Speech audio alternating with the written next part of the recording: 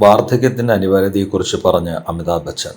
ഒരു കാലത്ത് അനായാസം ചെയ്തിരുന്ന ദൈനംദിന കാര്യങ്ങൾക്ക് പോലും ഇപ്പോൾ ബോധപൂർവമായ ശ്രമവും ശ്രദ്ധാപൂർവമായ ക്രമീകരണങ്ങളും ആവശ്യമായി വരുന്നതിനെക്കുറിച്ച് അദ്ദേഹം പുതിയ ബ്ലോഗിൽ ഓർത്തെടുത്തു. ആരോഗ്യപരമായ കാര്യങ്ങൾ തൻ്റെ ദിനചര്യയെ എത്രമാത്രം സ്വാധീനിക്കുന്നുണ്ടെന്ന് ബച്ചൻ വെളിപ്പെടുത്തി. ശരീരത്തിൻ്റെ ബാലൻസ് നിലനിർത്താൻ വീട്ടിൽ സപ്പോർട്ട് ബാറുകൾ സ്ഥാപിക്കേണ്ടി വന്നുവെന്നും അദ്ദേഹം പറഞ്ഞു.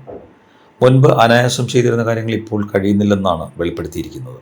ഇടയ്ക്കിടെ ബാലൻസ് കിട്ടാതെ വരുന്നതിനാൽ തൻ്റെ ഔദ്യോഗിക വസതിയായ ജൽസയിൽ സപ്പോർട്ടിംഗ് ഹാൻഡിലുകൾ പിടിപ്പിക്കേണ്ടി വന്നെന്നും അദ്ദേഹം പറയുന്നു.